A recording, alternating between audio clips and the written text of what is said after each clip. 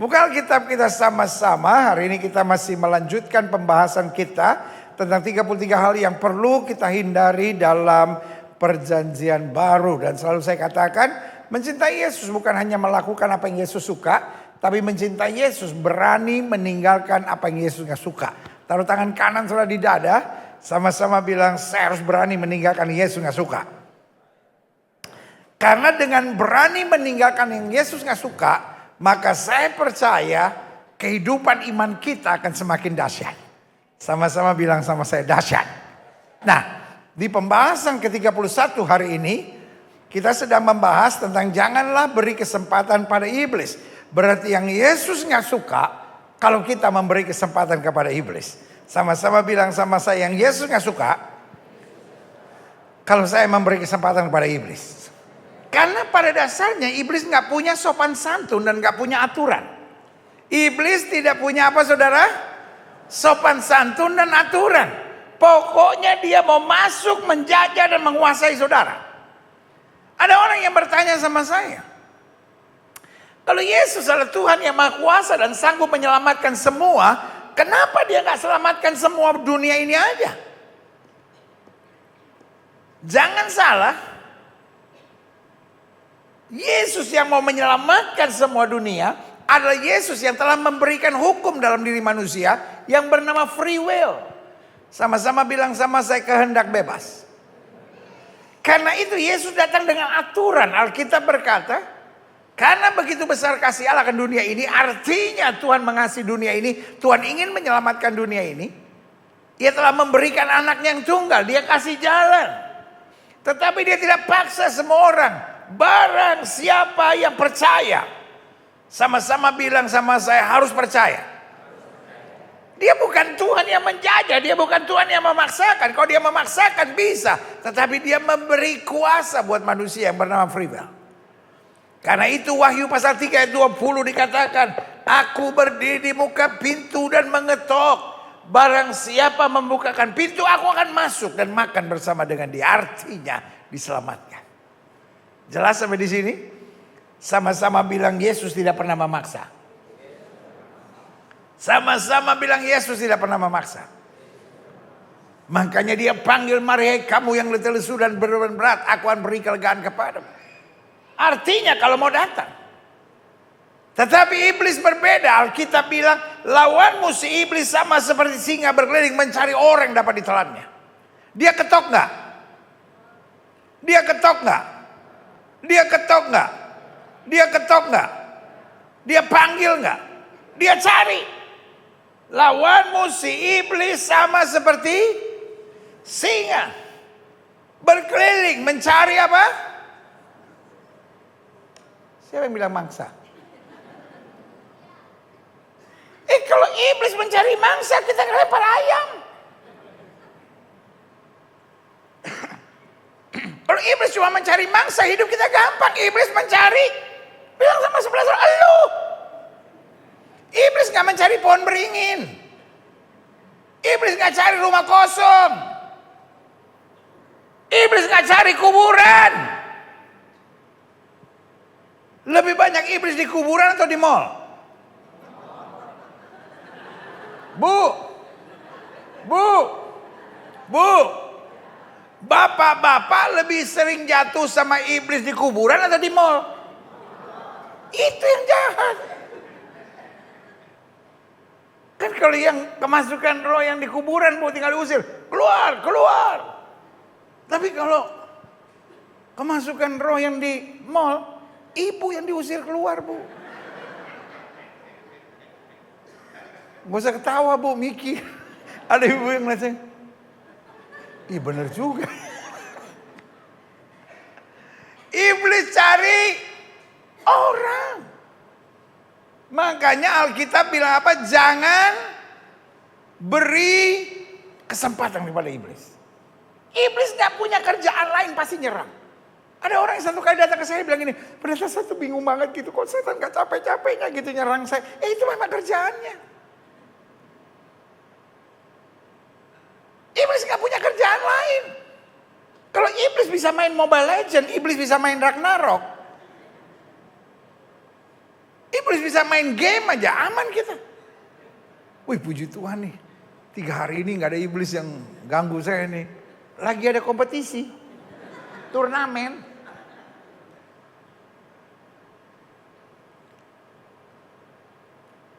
Iblisnya akan selalu nyerang. Tapi Tuhan sudah beri kuasa pada saya. Yang setuju sama saya bilang Tuhan sudah beri kuasa. Dan Tuhan yang sudah beri kuasa, dia beri peringatan buat kita. Jangan beri kesempatan pada iblis. Berarti sekarang tergantung kita. Apakah kita mau lupa diri dan memberi kesempatan pada iblis, atau kita jaga diri dan tidak memberi kesempatan pada iblis, maka berkat Tuhan dicurahkan. Yang setuju katakan amin. Nah, ini yang kita mau belajar hari ini. Klik. Efesus 4 ayat 21 sampai 32. Karena kamu telah mendengar tentang dia, sama-sama bilang saya telah mendengar tentang dia. Dan menerima pengajaran dalam dia, sama-sama bilang saya sudah menerima pengajaran dalam dia. Menurut kebenaran yang nyata dalam Yesus, yaitu bahwa kamu berhubung dengan kehidupan kamu yang dahulu. Kamu harus meninggalkan manusia lama. Taruh tangan kanan saudara di dada, sama-sama bilang saya harus meninggalkan manusia lama. Karena apa? Karena manusia yang lama menemui kebinasaan oleh apa? Nafsunya yang menyesatkan. Kalau kita bicara nafsu, lebih banyak wanita atau lebih banyak pria yang jatuh dalam nafsu? Pria atau wanita? Wanita, karena namanya hawa nafsu. Kan tidak pernah namanya Adam nafsu kan? Aduh, pendeta itu namanya dry jokes, pendeta. Aduh, dead jokes banget gitu ya kan. Nah, dikatakan supaya kamu, haleluya, sama-sama yang supaya saya dibaharui dalam roh dan pikiran. Supaya kita gak berpikir dengan cara dunia, tapi kita berpikir dalam cara kerajaan Allah. Sama-sama bilang sama saya, roh dan pikiran saya diperbaharui di dalam kerajaan Allah. Ayat 24. Dan mengenakan manusia baru yang telah diciptakan menurut kehendak Allah. Manusia baru yang nikmatnya, yang indahnya, yang kesukaannya adalah mengikuti kehendak Allah. Jadi kalau manusia baru kita masih suka benci, masih suka dendam, masih suka perzinahan, maka itu bukan manusia baru, itu manusia lama yang belum ditanggalkan. Karena manusia baru diciptakan menurut apa? Kehendak Allah, dalam kebenaran dan kekudusan sesungguhnya. Artinya dia baru bisa nikmat waktu dia hidup dalam kebenaran dan kekudusan. Karena itu kata Alkitab, buanglah dusta dan berkatalah benar seorang pada yang lain, karena kita adalah sesama anggota. Jangan ngomong yang menyakitkan, jangan ngomong yang menyusahkan, jangan ngomong yang menghancurkan. Berkatalah benar, berkatalah jadi berkat seorang pada yang lain. Apabila kamu menjadi marah, janganlah kamu berbuat dosa. Jadi kamu marah sekalipun, jangan berbuat dosa. Janganlah apa? Matahari terbenam. Janganlah kegelapan menguasai sebelum padam amarahmu. Saudara boleh marah tapi jangan mengutuk. Misalnya sudah marah sama anak saudara. Kamu malas banget, gak ada otak kamu. Mau jadi apa kamu? Mau jadi tukang beca kamu? Saudara boleh gak gitu? Saudara boleh marah tapi kata-kata saudara tetap membangun. Sebab pikiran kita, pikiran surgawi. Ada yang bilang amin. Pikiran kita, pikiran surgawi.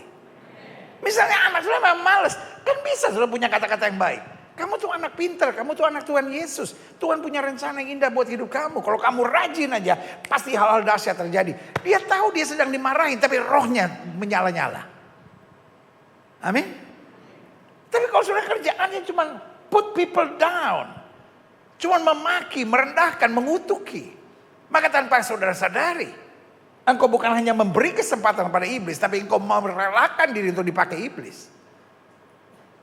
Untuk menyalurkan kutuk buat orang di sekitar saudara. Ayo kita lihat selanjutnya. Klik. Klik. Jelas Alkitab dengan statement yang tegas. Janganlah beri kesempatan pada iblis. Taruh tangan kanan saudara di dada. Sama-sama bilang, saya tidak boleh beri kesempatan pada iblis. Mau dalam pikiran, mau dalam hati, mau dalam perkataan, mau dalam kehidupan, saya tidak boleh beri kesempatan pada iblis.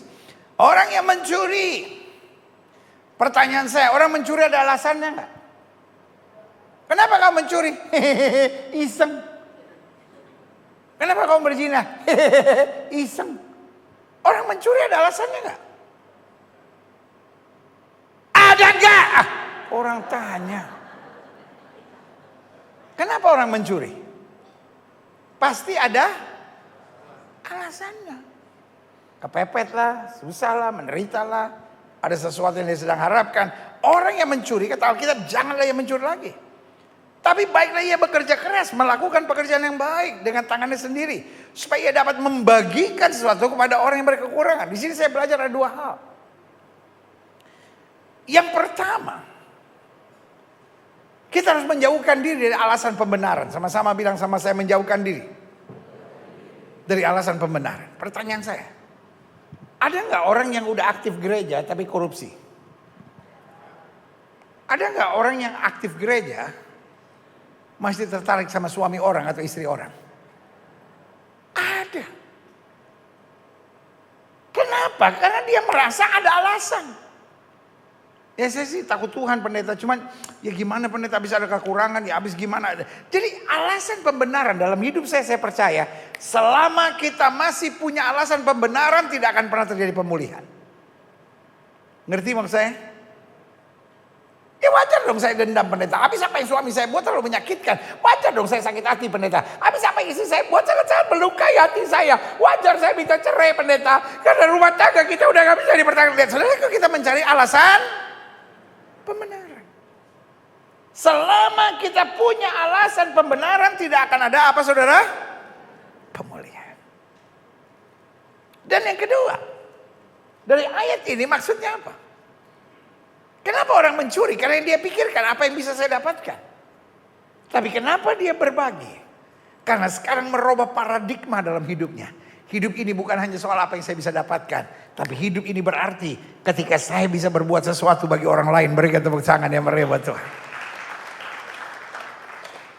Sama-sama bilang sama saya harus buang alasan pembenaran. Kenapa orang merasa no wine normal? Kenapa orang merasa merokok normal? Kenapa orang merasa judi normal? Kenapa orang merasa berzina normal? Karena dia pikir ini hidup modern, pendeta wajar kalau begitu. Ya habis kan gimana situasi ya? Kadang-kala suami saya juga gak perhatian sama saya. Kadang-kala istri saya gak perhatian sama saya. Ya udah daripada akhirnya cerai atau apa. Ya jajan-jajan aja. Hey! Lu pikir kantin sekolah? Ini pernikahan bos, bukan makan bergizi gratis. Kalau kurang makan bergizi gratis bisa jajan di sekolah. Hari ini saya mau ingatkan buat saudara. Hidup ini bukan alasan pembenaran. Hidup ini boleh kesadaran bahwa Tuhan saya terlalu baik. Diarahkan saya pada kehendak dan rencananya yang luar biasa. Berikan tepuk tangan yang meriah buat Tuhan. Lanjut. Jangan ada perkataan kotor keluar dari mulutmu, ayat 29. Jangan ada perkataan kotor keluar dari mulutmu. Kenapa kita merasa kita mengeluarkan perkataan kotor? Padahal kita udah anak Tuhan. Karena kita merasa ada Allah. Memang orang itu pendeta kalau kita sabar-sabar. Sampai kita diinjak-injak pendeta. Kalau kita cuma ngomong-ngomong baik, lama-lama dia ngelunjak pendeta. Kadang-kadang mesti kita maki tuh orang. Baru dia sadar. Itu yang saya beri nama alasan hidup Kristen bukan alasan pembenaran. Saudara Mesa tidak mencari alasan pembenaran. Saudara Mesa Abednego bilang kalau Tuhan yang kami sembah sanggup tolong dia tolong. Tapi per Tuhanku Raja ketahui. Kalau Tuhan yang kami sembah tidak sanggup tolong untuk menyembah Dewa Tuhan Raja kami tidak mau. Dia tetap teguh pada kebenaran.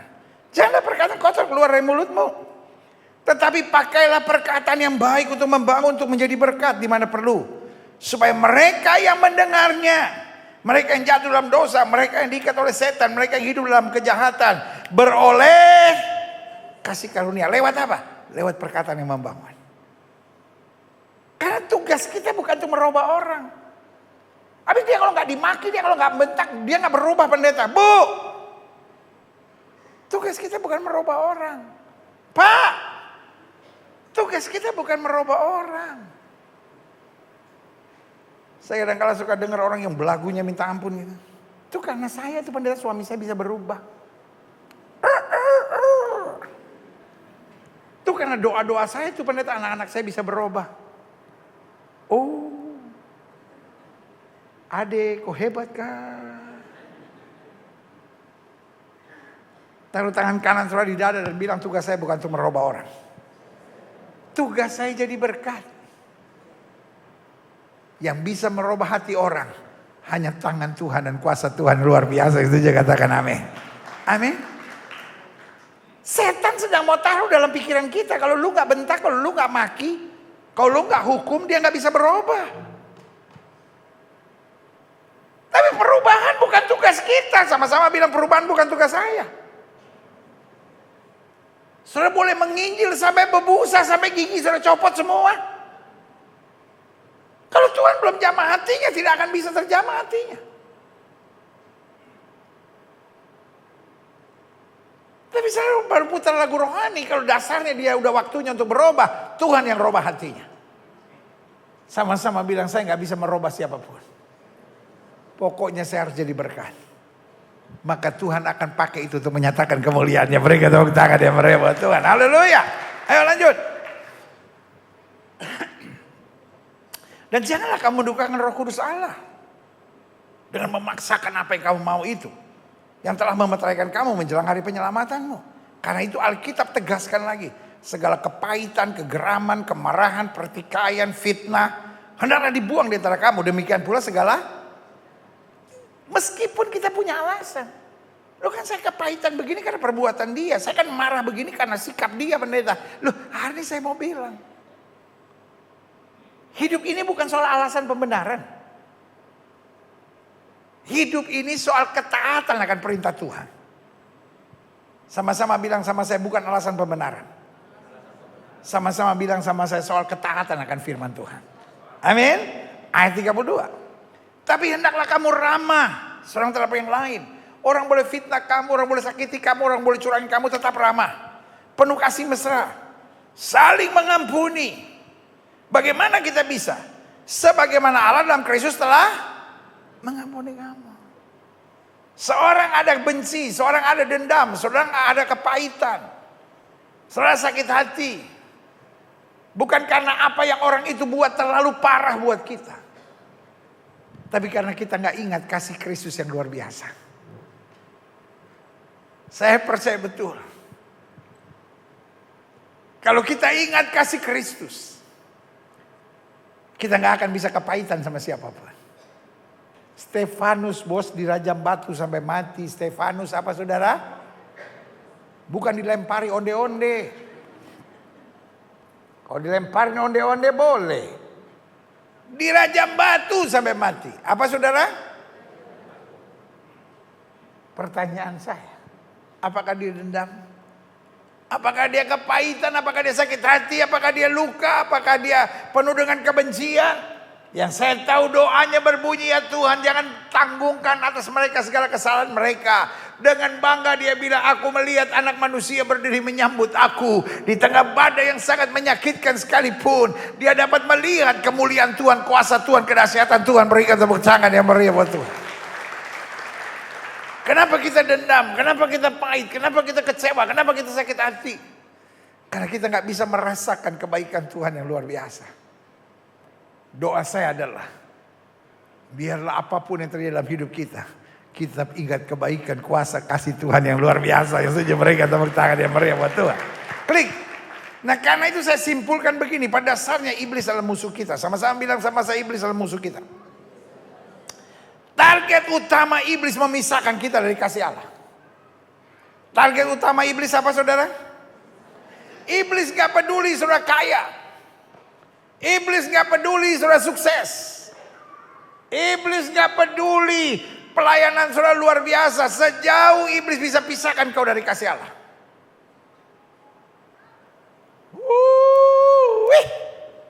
Iblis mau apa saudara?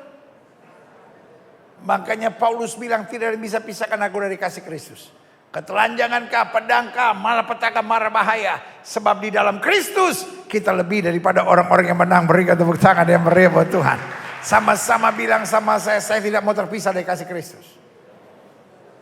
Hidup ini kadang-kala kita gak tahu. Kadang-kala kita begitu diberkati sampai kaya. Jangan terpisah dari kasih Kristus. Sekaya apapun sudah tetap cinta Yesus. Sekaya apapun sudah tetap sayang istri. Sekaya apapun sudah tetap hormat sama suami. Sekaya apapun sudah tetap sayangi keluarga saudara. Sekaya apapun tetap layani Tuhan. Dan sekaya apapun tetap hidup suci. Saya tahu gak banyak yang bilang amin, gak kaya soalnya. Tapi ini yang saya juga mau bilang, saya nggak tahu apa yang terjadi dalam hidup ini. Kadang-kala kita harus lewati kesusahan, sesusah apapun tetap cari Tuhan. Nah ini lebih banyak pasti kayaknya. Kaya agak kurang.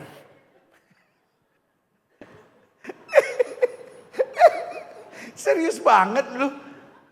Pas miskin aja, amin. Pas kaya, belum tahu pendeta.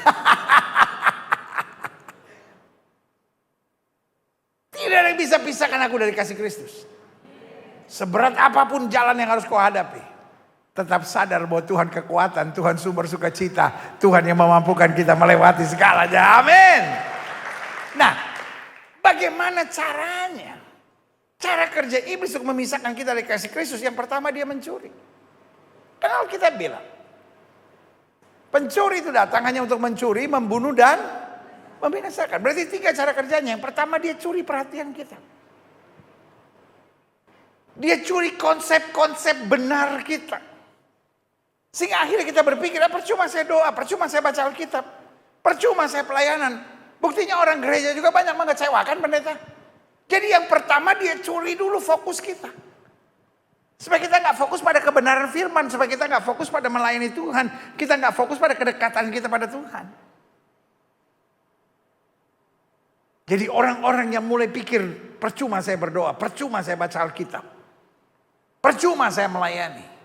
Hari ini saya mau bilang, saya sedang berhadapan dengan peperangan rohani. Cepat kembali sadar dan bilang, saya harus tetap melayani, saya tetap harus dekat sama Tuhan. Iblis mau coba pisahkan saya dari kasih Kristus. Orang boleh menyakiti saya, badai boleh menerpa hidup saya, tapi saya tetap harus melekat pada Kristus karena itulah kekuatan saya. Sama-sama bilang sama saya, melekat pada Kristus itulah kekuatan saya. Sama-sama bilang melekat pada Kristus itulah kekuatan saya. Saudara-saudara yang ada di rumah, ketika live chat saudara, melekat pada Kristus itulah kekuatan saya. Haleluya. Yang kedua, setelah dia curi, dia bunuh. Apa yang dia bunuh? Semangat kita. Apa yang dia bunuh? Sukacita kita. Apa yang dia bunuh? Iman kita. Apa yang dia bunuh? Api yang membara di hati kita. Selama ini kita senang melayani. Selama ini kita senang hidup suci. Selama ini kita senang memuji menyembah Tuhan. Tapi lama-lama kita bilang, udahlah gak ada gunanya dah. Setelah dia curi perhatian kita, dia mulai bunuh iman kita, semangat kita, kasih kita, kebanggaan kita, sukacita kita. Nah setelah itu apa saudara? Dia membinasakan kita. Dia membuang kita ke neraka. Orang-orang modern sudah gak percaya adanya neraka.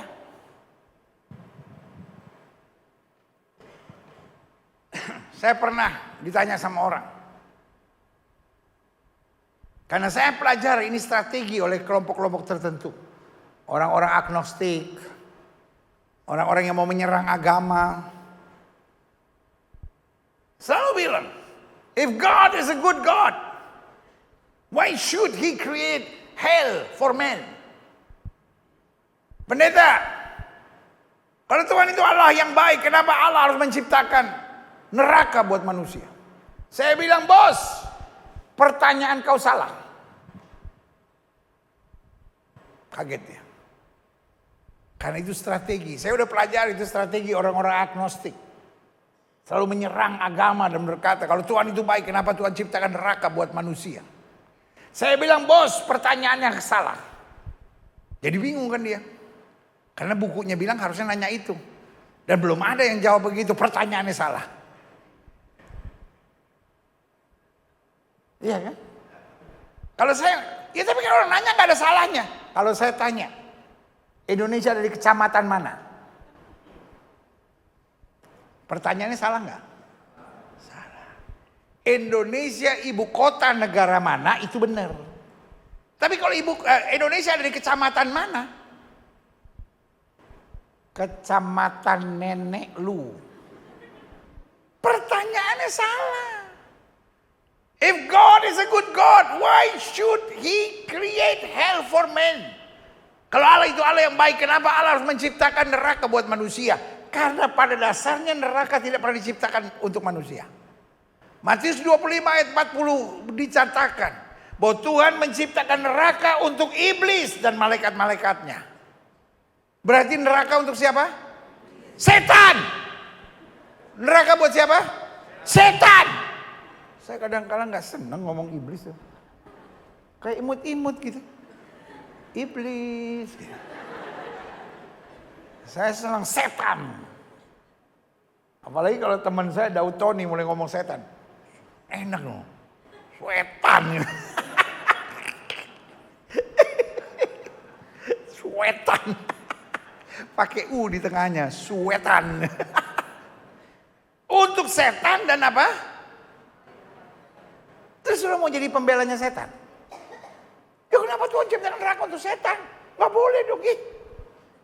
Urusan Tuhan sama setan ngapain lu di tengah-tengah? Terus apa hubungan dengan manusia? Jadi semua manusia masuk surga. Itu yang saya bilang. Tuhan ciptakan neraka buat siapa saudara? Tuhan ciptakan neraka buat siapa saudara? Tuhan ciptakan neraka buat siapa? Tanam di hati saudara baik-baik. Dasar Alkitab yang jelas. Matius 25 ayat 40. Tuhan ciptakan neraka buat setan. Dan pengikut-pengikutnya. Iblis dan malaikat-malaikatnya. Nah ini yang parah. Iblis norak, iblis kampungan. Kenapa dia norak dari kampungan? Dia gak mau sendirian di neraka. Bilang sama sebelah saudara, dia ajak elu. Kalau iblis mau sendirian di neraka kan kita enak. Neraka. Dia ajak kita. Dia tipu kita. Dia bujuk kita. Dan parahnya, lu ngikut. Makanya Alkitab bilang jangan beri kesempatan pada iblis. Yang pertama dia curi, yang kedua apa? Dia bunuh, dan yang ketiga dia binasakan. Tapi kita diselamatkan karena anugerah. Berikan tepuk tangan yang meriah buat Tuhan. Saya memilih keselamatan. Sama-sama bilang saya memilih keselamatan. Klik. Aha. Misinya. Coba lihat ayat ini. Yang pertama membuat kita bingung dan khawatir. Jadi kalau saudara menatap saya. Dan bilang saya tetap beriman kok pendeta. Saya tetap beriman kok pendeta. Cuma yang namanya manusia sih ada bingungnya, ada khawatirnya, ada paniknya. Itu normal. Tapi saya mau bilang. Itu tanda. Bahwa kau mulai masuk dalam jebakan iblis. Pendeta saya sehat kok. Cuman badan saya aja demam. Itu tandanya ada infeksi dalam diri saudara. Ngerti gak maksud saya? Kadang-kadang kita pikir badan saya oke kok pendeta, gak ada masalah kok. Cuman ya kebetulan aja agak demam sedikit. Tapi saya gak rasa lemes, saya gak rasa apa. Itu tanda mulai ada infeksi. Kalau saudara gak berbuat sesuatu, tumbang juga saudara. Begitupun ini, awalnya sih oke. Oh normal, siapa sih yang gak pernah khawatir, siapa sih yang gak pernah bimbang, siapa sih yang gak pernah ragu.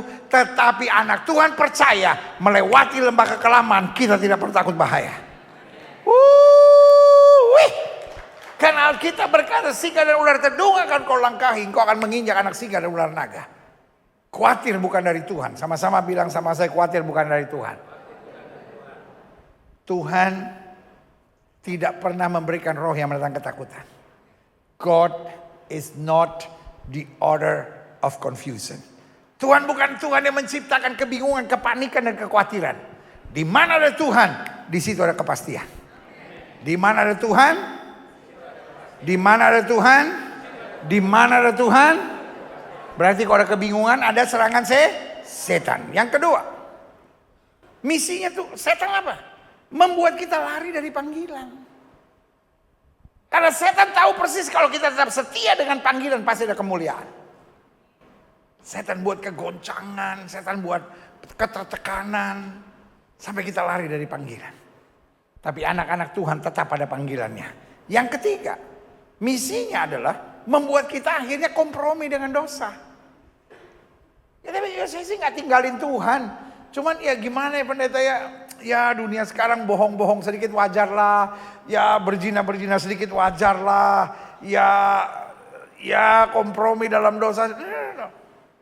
Alkitab bilang gelap dan terang tidak bisa bersatu.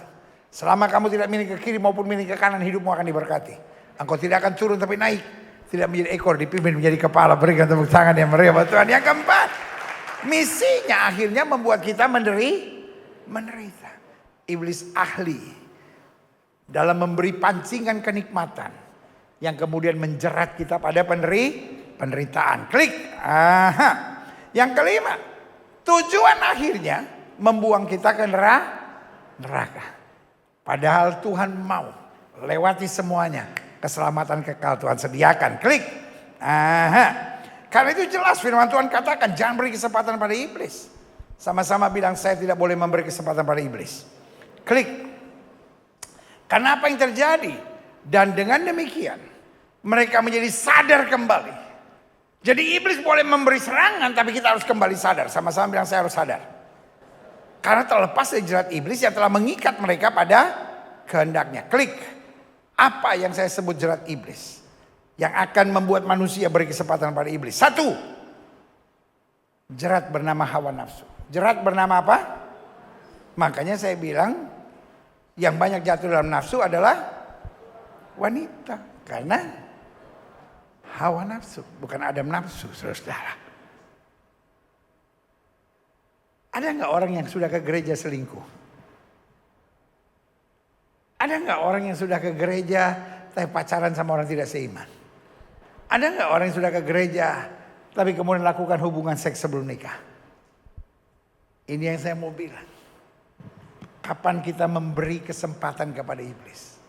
Waktu pikiran kita, waktu hati kita, waktu sikap keseharian kita mulai lower the standard. Kita mulai nggak memikirkan sorga. Kita cuma pikirin logika. Pertanyaan saya, orang Kristen boleh pakai logika enggak? Orang Kristen boleh pakai logika enggak? Orang Kristen boleh pakai logika enggak? Harus. Orang Kristen boleh pakai logika? Harus. Karena otak bukan diciptakan setan, otak diciptakan Tuhan. Jadi kapan kita beriman? Kapan kita pakai logika? Aturannya harus benar. Siapa yang ngerti? Gereja ini gereja yang percaya mujizat. No doubt at all. Amin. Sama-sama bilang gereja ini percaya mujizat. Saya selalu bilang 4 pilar dari gereja Bethel Indonesia Global Fellowship Center. 1, gereja ini gereja keluarga. 2, gereja ini gereja sukacita. 3, gereja ini gereja penginjilan. 4, gereja ini gereja mujizat. Tetapi kalau pakai bahasa saya, mujizat adalah langkah terakhir Tuhan buat manusia. Setelah tangan saya tidak bisa bekerja lagi. Setelah kaki saya tidak bisa melangkah lagi. Setelah saya sudah pikir dengan sekuat tenaga, saya sudah gak bisa mengerti. Di saat itulah tangan saya terlipat. Di saat itulah mata saya terpejam. Di saat itulah kaki saya bertelut. Dan saya bilang, God, please help me. Tuhan gak akan kerjakan mujizat untuk hal-hal yang kita masih bisa. Itu bukan berarti kau nonton TV di rumah lalu bilang Tuhan aku percaya mujizat. Aku gak usah mandi. Biarlah Tuhan yang memandikan aku sekarang dalam nama Yesus. Puji Tuhan langsung bersih. Itu bukan berarti kau gak usah belajar. Sehingga ketika ujian berlangsung kau tumpang tangan pada kertas ujian dalam nama Yesus. Isi semuanya. Haleluya jadi. Itu bukan mujizat, itu gila. Yang saya percaya mujizat adalah langkah terakhir. Saya sudah belajar. Saya sudah berjuang. Saya sudah berusaha. Saya udah gak tahu lagi. Tuhan tolong saya. Bu, kalau engkau siap menikah, urus suamimu dengan baik. Jangan bilang sama Tuhan, Tuhan biar Tuhan yang urus suami saya. Malaikat bilang duitnya lu ambil. Laki lu suruh gue yang urus. Kalau ibu tidak urus dengan baik, setan kirim orang lain untuk urus dia. Pak, urus binimu baik-baik Pak. Jangan bilang Tuhan urus dia. Bapak ibu, urus anakmu dengan baik. Jangan kau bisa bikinnya. Tapi kemudian Tuhan urus anak-anakku. Malaikat bilang lu yang bikin. Kita yang suruh urus. Apa itu mujizat? Mujizat adalah langkah terakhir Tuhan. Ketika Tuhan lihat saya sudah berjuang. Ketika Tuhan sudah lihat saya berusaha. Lalu saya tidak mampu. Saya tidak akan putus asa. Saya lipat tangan saya. Saya tahu sumber segala mujizat adalah Tuhan yang dahsyat dan luar biasa. Berikan tepuk tangan yang meriah. Berarti yang pertama, jerat pertama bernama jerat hawa nafsu. Yang kedua, jerat yang kedua tanda kita memberi kesempatan pada iblis yaitu jerat keangkuhan. Apa itu jerat keangkuhan? Ada orang-orang yang tidak bisa tertipu dengan dosa. Kita ketemu orang-orang yang aktif di gereja yang pelayanannya luar biasa. Tidak merokok, tidak minum, tidak judi, tidak aneh-aneh. Luar biasa hidupnya, tapi sombong. Pernah gak saudara ketemu orang kayak gitu? Begitu sombongnya sampai setan aja minder lihat dia. Baik orangnya. Pelayanannya luar biasa, karunianya luar biasa. Tapi sombongnya minta ampun, padahal Allah benci kesombongan. Kapan kita memberi kesempatan kepada iblis? Bukan hanya ketika kita kompromi dengan dosa. Bukan hanya karena kita mengedepankan logika lebih daripada iman. Tapi juga ketika kita biarkan keangkuhan, kesombongan melanda. Bukankah orang yang merendahkan diri itu akan ditinggikan Tuhan pada waktunya? Berikan tepuk tangan yang meriah buat Tuhan. Yang ketiga, jerat apa? Jerat ketiga bernama jerat keputusasaan. Apa itu jerat keputusasaan? Orang ini percaya Tuhan. Orang ini melayani Tuhan. Tetapi ketika kita menghadapi jalan buntu, kita langsung mengeluh. Kita langsung kecewa. Kita lupa dua kata penting.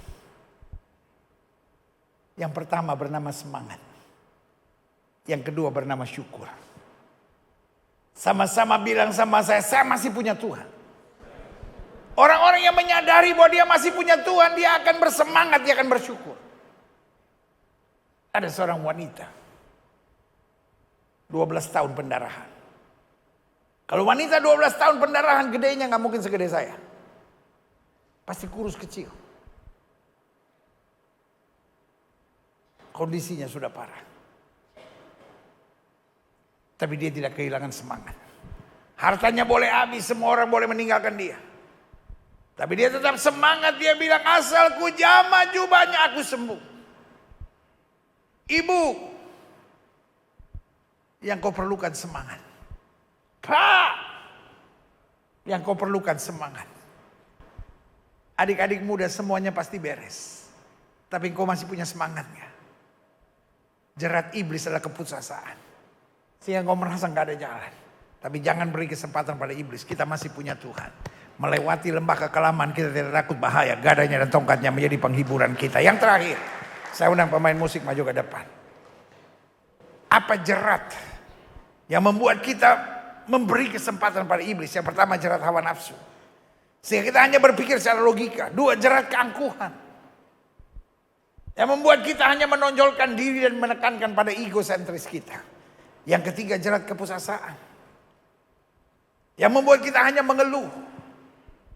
Yang membuat kita hanya tertekan.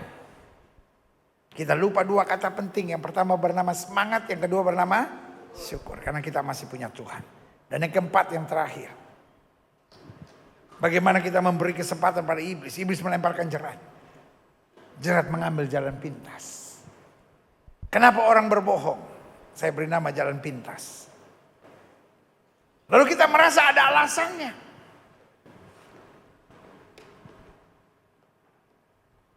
Alasan bukanlah pembenaran tindakan-tindakan keliru yang kita ambil. Saya berasal dari keluarga yang broken home, pendeta. Jadi wajarlah kalau saya akhirnya pakai narkoba. Saya berasal dari keluarga yang broken home, wajarlah kalau saya akhirnya jual diri. Kalau papa bisa main dengan wanita seusia saya, apa alasannya saya tidak bisa main dengan laki-laki seusia papa? Tolong ngerti kami lah pendeta. Saya punya mama kasar sekali, saya punya mama penjajah terhadap papa saya. Sehingga akhirnya saya punya kesimpulan. Hanya laki-laki yang bisa memahami laki-laki.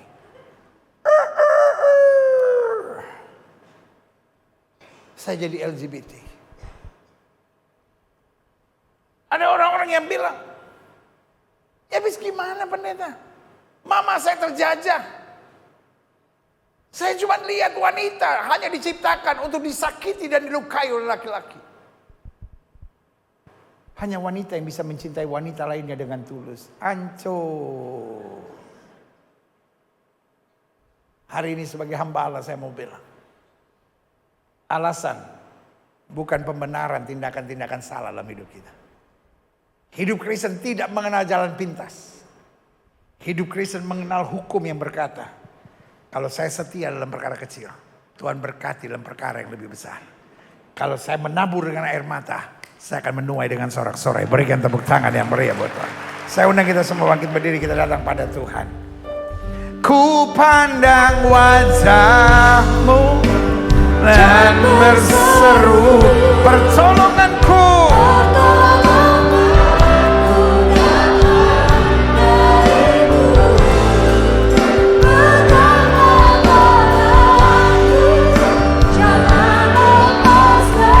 Kaulah harapan dalam hidupku. Ku pandang wajah-Mu dan berseru. Haleluya. Yes, haleluya. Aku masih punya Tuhan. Jangan lepaskan. Kaulah harapan dalam hidupku. Musik main dengan sangat lembut. Setiap mata terpejam. Setiap kepala tertunduk. Musik main dengan sangat lembut pujian ini. Hari ini firman Tuhan jelas berkata kepada kita, jangan beri kesempatan kepada iblis. Karena iblis gak kenal aturan. Dia lihat ada celah kecil, dia masuk, dia jajah, dia kendalikan hidupmu. Padahal Tuhan punya rancangan yang besar dalam hidupmu. You carry the free will. Engkau punya kehendak bebas. Tapi jangan biarkan kehendak bebas itu akhirnya menjadi alat untuk kau terikat dan terbelenggu. Jika itu doamu, taruh tangan kananmu di dada.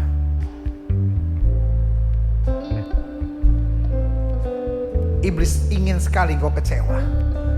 Iblis ingin sekali kau bimbang. Iblis ingin sekali kau ragu-ragu. Iblis ingin sekali kau akhirnya sombong dan lupa diri. Jika itu doamu, taruh tangan kananmu di dada. Dia mencuri, dia membunuh, dia membinasakan. Dia pingin sekali kau terlepas dari kasih Tuhan. Hari ini bilang sama Tuhan, enggak Tuhan. Sekaya apapun saya, sesukses apapun saya tetap mau dekat sama Tuhan. Tapi sebaliknya, seberat apapun yang harus saya jalani, saya tetap dekat sama Tuhan. Saya tetap melayani Tuhan. Tuhan tetap nomor satu buat hidup saya. Jika itu doamu, taruh tangan kananmu di dada. God is God of miracle. Tuhan tetap Allah mujizat. Tetapi mujizat bukan berarti dia mengambil tugas tanggung jawab kita. Mujizat adalah langkah terakhir Tuhan. Setelah kita berjuang dengan kekuatan kita.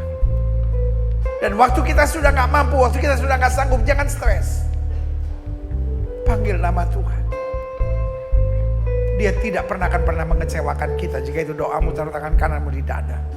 Setiap saudara ingin didoakan, yang taruh tangan kanan saudara di dada. Saudara boleh angkat tangan dua-dua dan percaya. Engkau sakit hati, engkau dendam, engkau kecewa. Bukan karena keadaannya buruk. Tapi karena engkau gak sadar akan kebaikan Tuhan yang luar biasa dalam hidupmu. Tuhan terlalu baik. Bapa, lihat tangan anak-anakmu yang terangkat dua-dua. Kami gak ada alasan untuk khawatir. Kami gak ada alasan untuk benci. Kami gak ada alasan untuk dendam. Kami gak ada alasan untuk bersungut-sungut. Tuhan terlalu baik buat kami. Kami bisa tegak sampai hari ini karena Tuhan. Dan hari ini cuma ini yang kami mau ngomong sama Tuhan.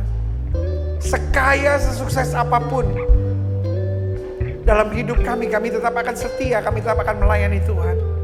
Seberat apapun, sepenuh gagal gimana pun, kami tetap setia dan tetap melayani Tuhan. Karena bagi kami Tuhan terlalu baik.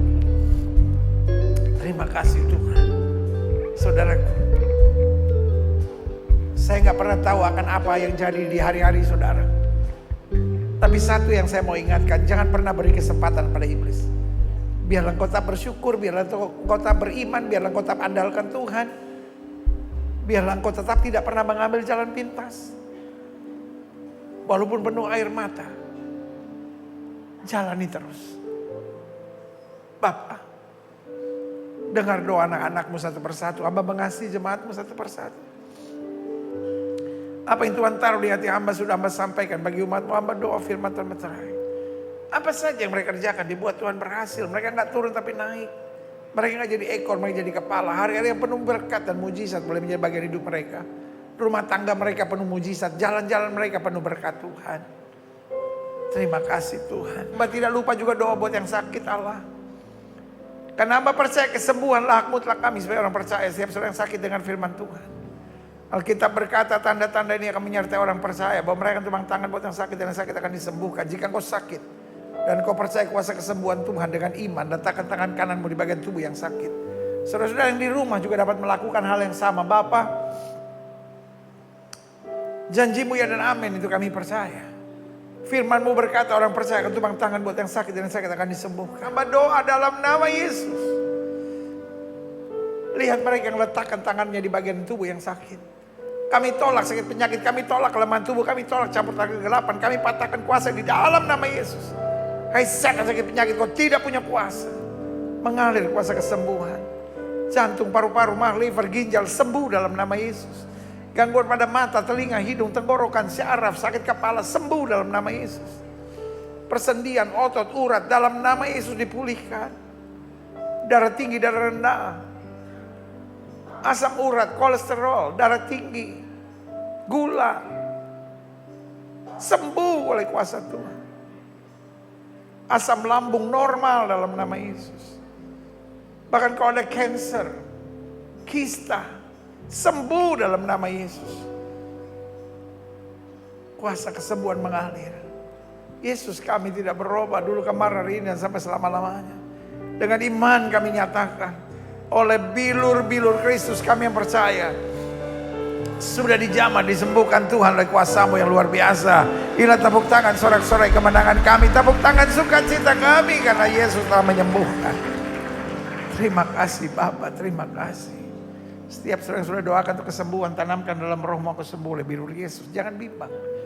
Karena sesuai dengan imanmu jadi padamu. Bapa, hamba mengasihi jemaat-Mu satu persatu. Apa yang Tuhan taruh di hati hamba sudah hamba sampaikan bagi umat-Mu.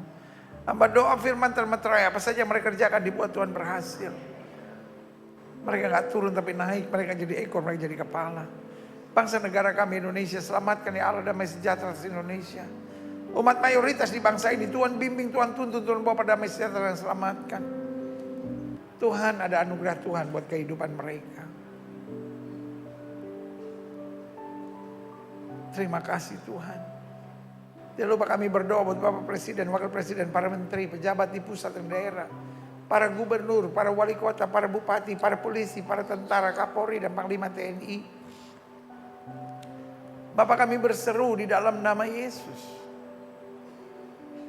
Jaga mereka dengan kasih dan kuasa-Mu. Program-program pemerintah yang baik yang terfokus pada kesejahteraan masyarakat, serta peraturan-peraturan pemerintah yang berfokus pada kesejahteraan masyarakat, Tuhan berkati. Tuhan lancarkan. Tapi setiap peraturan pemerintah dan setiap program pemerintah yang hanya menguntungkan sekelompok kecil manusia, Tuhan singkirkan dari bangsa ini. Berikan kepada para pemimpin dan aparat penegak hukum di bangsa kami hati yang takut akan Tuhan, hikmat surgawi. Sehingga apa saja yang mereka kerjakan dibuat Tuhan berhasil. Indonesia makin hari makin baik, Indonesia makin hari makin maju. Kalau Tuhan jumpai ada kutuk, ada kuasa kegelapan di bangsa ini, ada permainan dukun dan paranormal, Tuhan lewat kuasa darah-Mu hancurkan semuanya. Bahkan kalau ada rancangan kerusuhan, rancangan adu domba, rancangan kekacauan, Tuhan singkirkan dari bangsa ini. Jauhkan juga dari bangsa ini politik kebencian, politik balas membalas. Karena kami percaya Indonesia ada di hatinya Tuhan. Apa saja yang Tuhan mau atas Indonesia pasti jadi. Apa saja yang Tuhan tidak mau atas Indonesia tidak akan jadi. Gereja-gereja di mana-mana tempat Tuhan biarlah nyatakan kemuliaan-Mu. Gerejamu di tempat ini, Gereja Bethel Indonesia Glow Fellowship Center, Tuhan pakai terus untuk menegakkan kerajaan Allah dalam kebenaran dan kasih. Sehingga dalam segala hal, kami yang menerima firman, kami tegas untuk tidak memberi kesempatan pada iblis. Tapi dengan semangat mentuntaskan amanat agung Kristus, pergi beritakan Injil pada setiap makhluk. Di dalam nama Yesus kami berdoa dan kami siap jadi pelaku-pelaku firman. Yang siap jadi pelaku-pelaku firman, sama-sama kita katakan amin. Beri tepuk tangan yang meriah buat Tuhan. Silakan duduk. Tuhan memberkati Bapak Ibu Saudara sekalian. Haleluya. Kitalah orang-orang berbahagia itu, karena orang-orang berbahagia adalah orang yang menerima firman dan mempraktekkannya dalam kehidupannya sehari-hari. Haleluya, puji Tuhan.